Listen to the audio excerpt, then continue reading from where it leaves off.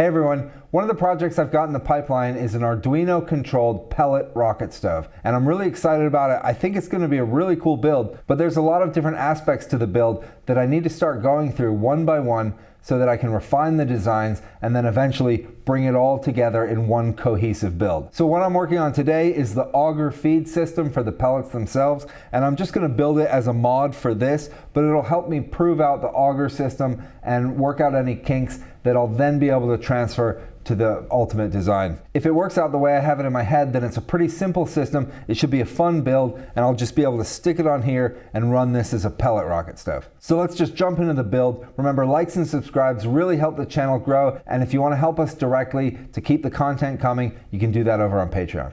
The main parts I'm using are pretty simple and they were all pretty cheap. To start with, I have a 24 volt supply, so this just plugs into the wall and turns AC into 24 volts DC. And then there's a 24 volt DC brushed motor with a built-in gearbox just to slow down the rotation.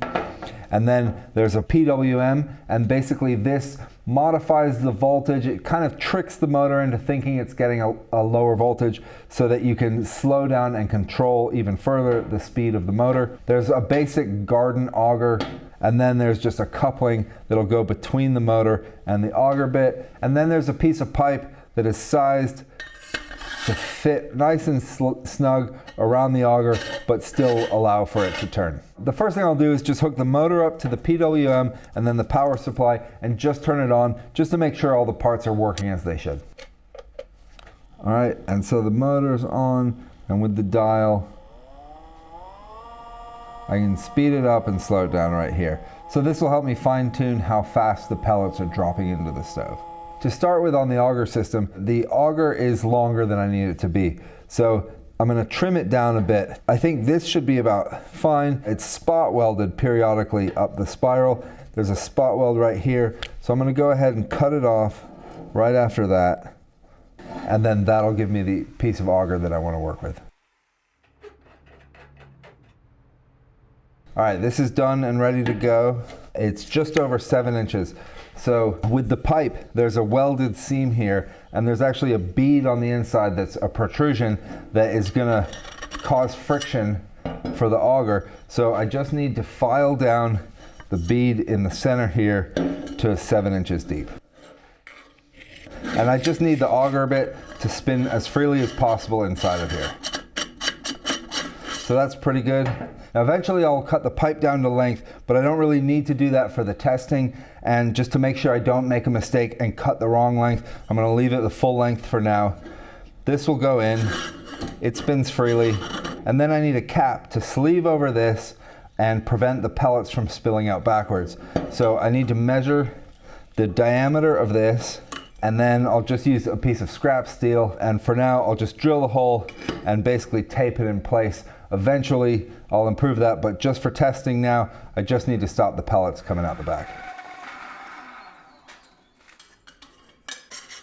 Next thing I need to do is just get the motor connected to the auger, and I have this coupling that is used for that. One side is already drilled out perfectly to fit on the motor, but the other side is too small, so I need to drill that out. There's a hex pattern on the end of the auger for a drill. I'll just cut that off and then drill out this side to be able to sleeve over this to be able to connect the two pieces. I will need to remove the grub or set screws before I do that, and it needs to be really centered or the auger is going to want to spin off of its axis, which will cause a lot of friction in the pipe. I have a lathe, so I can use that to keep the hole really centered, but really a step bit should do pretty well keeping it centered also.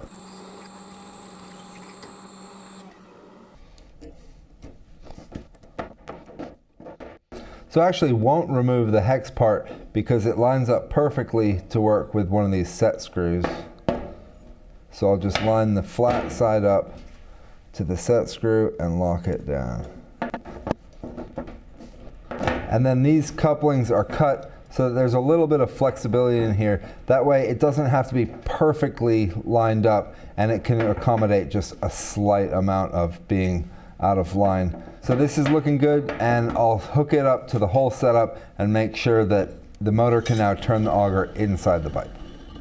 Okay, it's turning pretty well, and when it's lined up well, there's barely any friction on this. So I think this should work pretty well. And then just to see a sort of a max speed of turning, and that would be a lot of pellets. And then I can dial it way down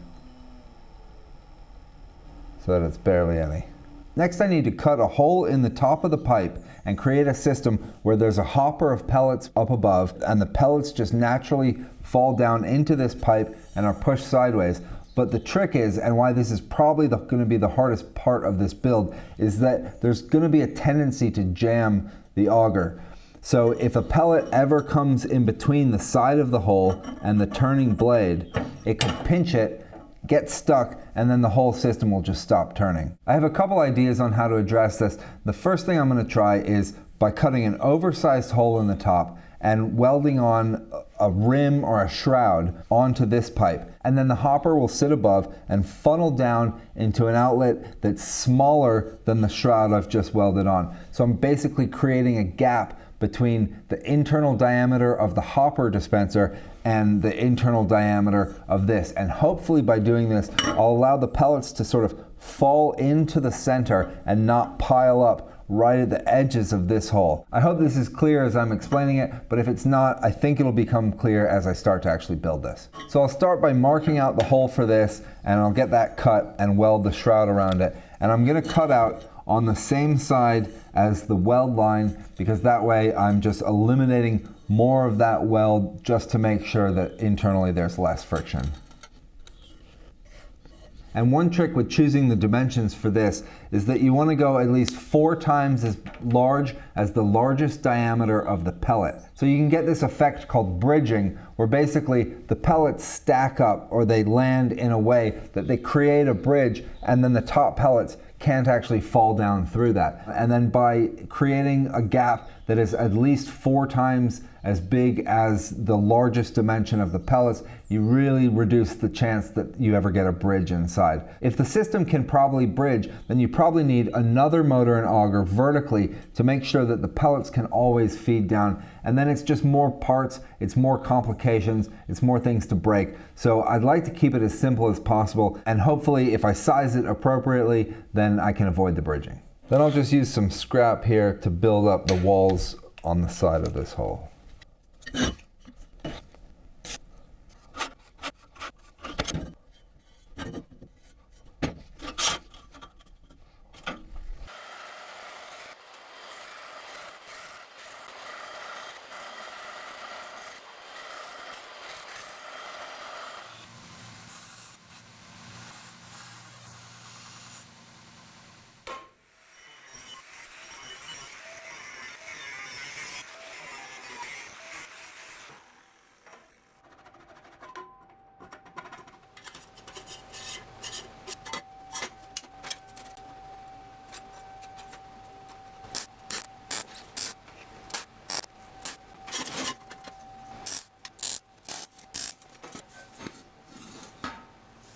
Okay, I think everything's ready for the first basic test. I'm just going to mount it all to this block of wood to keep it stable. Make sure that the auger and the motor are in alignment. Then I should be able to just add some pellets and make sure that the whole thing is working in principle. So for now, this will just be loosely on here, and I can add some tape if I need to, but that shouldn't matter. And then I've just made a simple little bracket with some angle iron and 4 holes. It can bolt to the motor and then screw the motor down to this. All right, first I'll just switch it on, make sure it runs, and then I can try it with the pellets.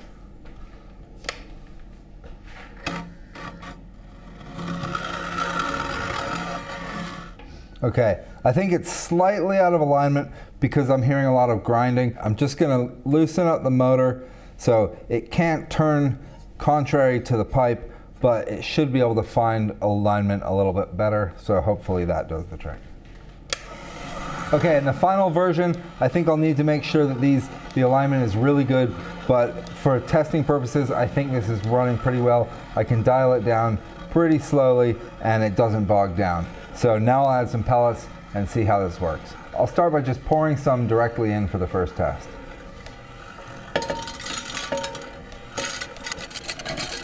Then eventually they'll be dropping in from a feed tube, something like this. So So I'm just going to put this in and fill it to the top. Now when I turn it on, I'll lift the feed tube just a hair so it's no longer touching the auger, and this basically simulates how the hopper would be. It would just splay out here from the top.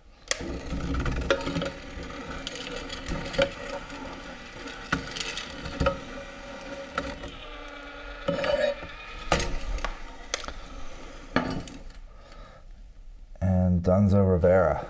All right, that did not work. The auger did bind up, and that stopped the auger from moving, but the motor was strong enough that it broke the coupling. So, failed attempt. I think there might be too much friction. It was also moving way too many pellets. It'd be just throwing bucket loads into the rocket stove, and I don't know if I could turn this down slow enough and still maintain the torque it would need to push through the system. So I think I'm going to try a smaller auger. This will definitely get rid of the friction issue, and it'll also be pushing a lot less pellets forward. So I'm basically just going to make a new coupling, throw this smaller auger in with the same system, and see what happens. Okay, one of the issues I think is that I should chop off the hex end and go straight to round pipe, because as I'm mounting this, it's slightly crooked because the outer diameter of this isn't mating up perfectly with the inner diameter. I think it'll be fine for this test, especially because there's going to be no friction now, but that's one thing to correct in the final design. All right, so this one's working much better already. I can dial it all the way down and have the thing barely turning at all. So there's a lot less friction in the system, and I can also dial it up. It's also just going to push less pellets through. So I think this should be better. Now let's go ahead and try the test with the feed tube. Now really what I'd like to see is this going down very slowly. So this is real time. This thing's barely moving.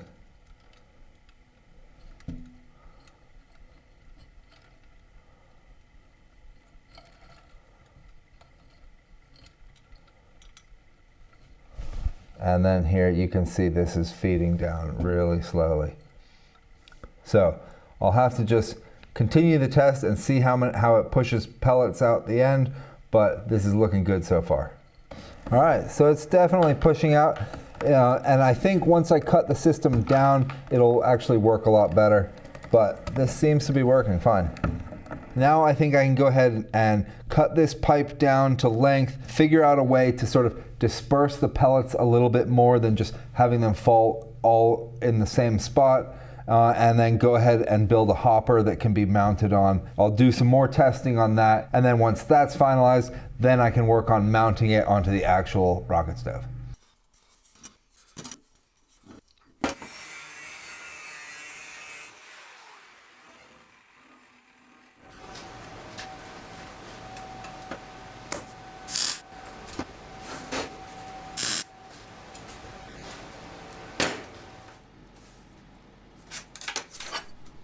And here I'll just make a quick hopper that's in a funnel shape to test the basic hopper function.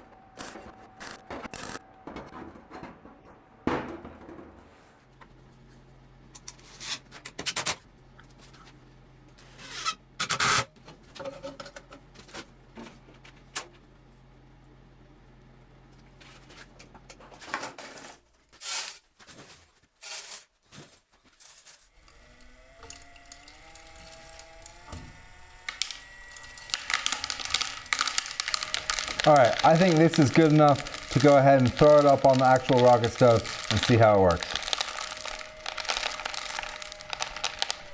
Now I'll make a platform that I can mount onto the rocket stove and attach the motor system onto.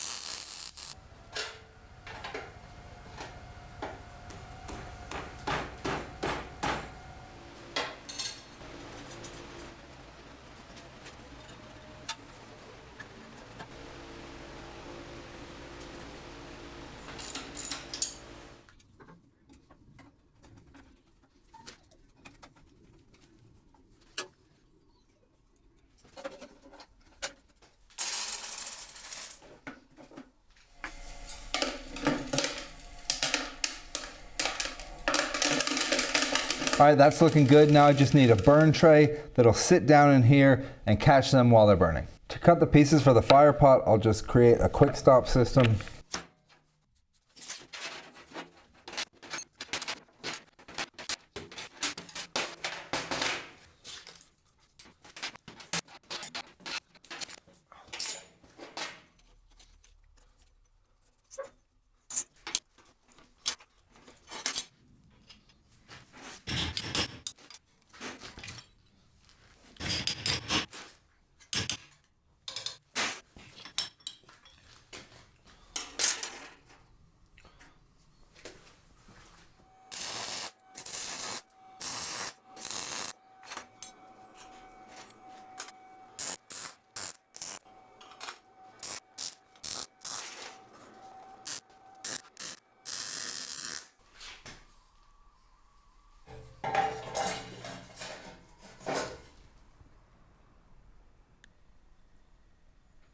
All right, so it's all set up and ready to test. I'm just gonna start it with a propane torch for this test.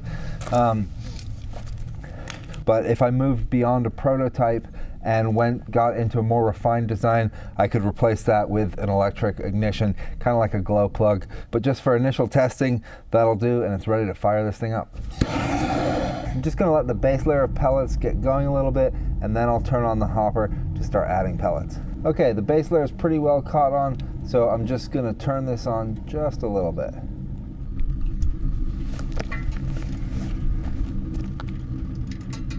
So I think the pellet auger has worked really well. It's just not specifically made for this rocket stove. This rocket stove wasn't really designed to run on a pellet system, and while it is working quite well, it's not burning as hot as I'd like it to. It's used to a lot more surface area of fuel, and the pellets just don't work that way. So I've thrown a computer fan on the front to push a little more air through right onto the fire, and that's increased the velocity and the burn temperatures quite a bit. But I do think ultimately I'm going to need to redesign a brand new rocket stove to run on pellets, and I've got a few ideas for that. So what I'm going to do is take what I learned with this auger system and apply it to that. I'm going to add some sensors so I can check in on the oxygen and a few other things, and the air velocity going through will be able to be monitored and tailored. So essentially I'm going to try to create a really efficient burning pellet stove using an automatic feed system that I've worked out here. So I'm going to call this one for now and start redesigning a whole new rocket stove, purpose built to run on a pellet stove system with some sensors to check in and make the burn really efficient. So I hope you enjoyed the video. I might have a couple more test videos for different components of the ultimate design for the rocket stove, and I'll be back with those if I can. But until next time, thanks for watching. See you soon.